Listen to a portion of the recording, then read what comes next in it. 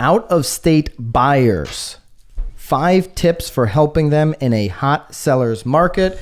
You know the deal. We're going to go through these 5.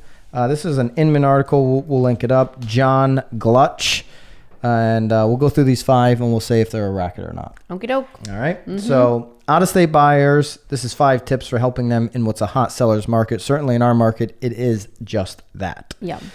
Number 1, have a well thought out initial phone consultation. I would say that could be Zoom, that could be FaceTime. Well, that could also just be a telephone call too. Yep. Yeah, I mean, obviously it can be face to face, but I definitely do agree. I think that a phone conversation is wildly important, especially if they're not living. And it goes through. I mean, especially if they're not living in this. Obviously they're not living in this area, or if they're not familiar with this area. Some though out of town buyers are actually like coming home. Yeah. So they are pretty familiar with it. But I think you really need to get to the bottom of, are they familiar? Do they know where they want to be? What is important to... You should have your 19, your 15, your however many questions that you ask every single time that you rinse and repeat as a true buyer consultant that's maybe going to get paid from their buyer. You should have a system how you go through extracting the information from this buyer who's now moving into your state. Hey, how long do you plan on being in the state? Is this a long-term move for you? How long do you plan on holding the house? What do you know about the towns you're interested in? Are you picking just houses on Zillow, or are you picking towns? Right? There's a lot of information you want to extract to help them through that process. So not a racket. No, not at all. I think that's wildly important. Number 2, follow up often during the get to know you stage. What do you think? Follow up often. I don't understand. Keep reading. So during the first phone call, I typically explain that we are now entering the get to know you phase of the process. I often ask them via text or phone calls for feedback, what they're liking, not liking. So probably sending emails home and stuff. Oh, yeah. So following up often to basically, get even more information. Don't assume everything is okay. You might be sending them dozens of emails with homes they don't like, as they hunt for what they do like on Zillow or with another agent. I mean, that's important with any buyer, is to figure out what they like. What I guess the most difficult part here is that I'm an agent that if it's on your list, I want to show it to you.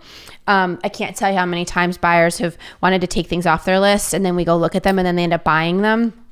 So I do think that that's a wildly important part of it. But I think that maybe from there, it's really important for you to sort of set up maybe like an A and a B, because I do think that even if that maybe isn't something that they would typically want to see, it's on their list for a reason. So if it's still available, I would still include it on a tour. I think he's right on. Well, in the first tour, you got to see more houses than maybe you just think you're interested in. Yeah, but the follow-up is important. I think the follow-up is really important, because when they initially start this process, they have that first phone call with you, they are now going to go to the internet and start looking up all kinds of stuff. They're probably going to get connected with a dozen other agents through places like Zillow or wherever the case may be, and they're going to be getting all kinds of information. And you want to make sure you're answering the questions that are naturally going to pop up for them as they're digging deeper into this process. Number 3, plan a trip for house tours. Obviously. Yeah. Duh. I would also say, especially if they're out of state, plan that trip where it's like, hey guys, are you going to have time to, have lunch with me? I'd love to have lunch with you guys downtown. I know you're looking in, X town, and we've got a downtown, and we can walk to this and do that and check out a little bit. I'd give them a little bit more than just the home tour if they're out of town. Oh, you have to do more than a home tour. I mean, sometimes even with the first tour, if they have time, I'm really doing maybe just like 1 or 2 houses in each town that they're interested in, so that we can actually then try to narrow down a town, so that their next visit, you can really do like the 8-house tour in that town and then get a good sense of like the entire town. But unfortunately, what we see a lot of times with buyers that are out of state is they're up against the schedule. Yeah, there's not enough time. But right. I also try really hard though to tell, they have to make time. This is important. Yeah. If you're coming up and you want to see 8 houses in 3 hours, there's no way that we're going to be able to achieve that effectively.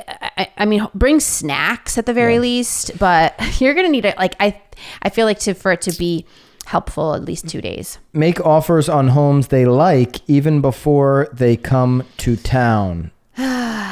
This one makes me nervous. They like. Yeah. I like that on Zillow. This is terrible advice. I agree. I mean, even as a listing agent, if someone is giving me an offer sight unseen, there are so many contingencies in that contract that allow that buyer to back out, where it really kind of even puts my seller in like a really it's just tight predicament too. Oof. I mean, when I'm representing the seller, I'm representing a listing, and an offer comes in, somebody sight unseen, I have a real conversation with that seller, like, hey, here's a great offer, sure. They've never seen the property. When they come for the first time in inspections and they've got that inspector telling them this and they're taking it all in for the first time, that's a real risk factor for you, the seller, to take this and then now have to go back onto the market after it falls through, because then they don't like it as much as they did.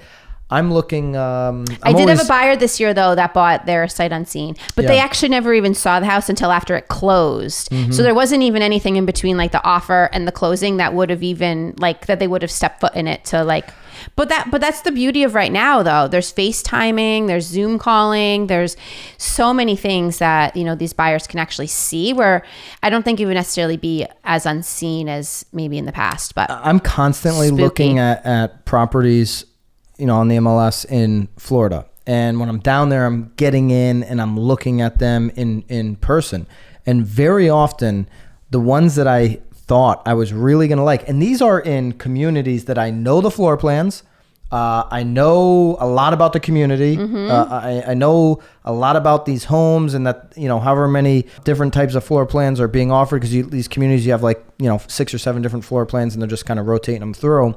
I know a lot about them, and so often are the ones that I think I love online, when we go through them, are not the case. Right. The floor plan is not what I thought it was on, even though I can see the floor plan, it doesn't flow the same way in real life. You got to be in there. Or it's just, this one looks really clean and it's really dirty. I'm going to have to gut out the whole place to just get rid of this person's filth. Yeah. There's a lot of that you just don't see through photos. The other thing is, the only time I would do this is in a situation like that. Like if you have been to every single floor plan in a community, that community inside and out. So it's not like you're making the offer before you've never been there. You have so much information on the builds, on the floor plans. And that one comes up. Of the community. Yeah. That one comes up, it's going to sell, but you're willing, if it's dirty, filthy, disgusting, to do the work to make it not dirty, filthy, disgusting. Like, I don't think people understand that. There are some places that are so dirty, you literally got to gut the place to make it undirty. Well, that is a true statement. Okay. I've seen them plenty of times. All right. So I think that's terrible advice. Anytime people telling you to make an offer before you get there. Yeah. Oh, the market's moving fast, just make offers. No. Oh, no. You end up in a house you hate, and then you're selling in 2 years, and then you're taking a 20% haircut because you got to pay all these buyer and seller fees when you go to sell it. All right. Number 5, assume they won't find a house on their first visit and plan accordingly. Yeah. I think, that just goes along with any buyer. If you're going in thinking it's going to be a one and done, that's silly. Especially, I feel like especially with these buyers that are coming in from out of state, it's really you're really their first introduction to this area. God forbid they pick a town that you didn't give them enough time to figure out if they really liked it, not you as the agent, that they really liked. Then you're stuck with that review afterward. You're stuck with those conversations 3 years later that's talking shit because like you as an agent like misdirected them and didn't.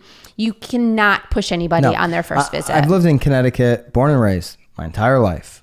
I've lived in really 2 counties, in London County and New Haven County. Mm-hmm. I know Middlesex, it's right in the middle of these 2 counties. Yep. I know that very well. If I were to move over to Fairfield County next month, and like we've been to Fairfield County, we spent time, we know Fairfield County, we know the towns, we know a lot about Fairfield County. We don't work in Fairfield County right now, but we know a lot about it. I don't know nearly enough of any particular town, even though I've been here my entire life, to go and make a decision on buying a home. I'd have to really focus in on the schools because, I've got daughter, one on the way that is going to school. I'd have to really understand the town dynamics. I'd want to understand the politics a little bit. I'd want to understand the history of how they've run the town, where they've spent the money. All that kind of stuff would be important to me as a buyer, and I would be in no position to buy without gaining that knowledge of any specific town or county. Right. Yeah.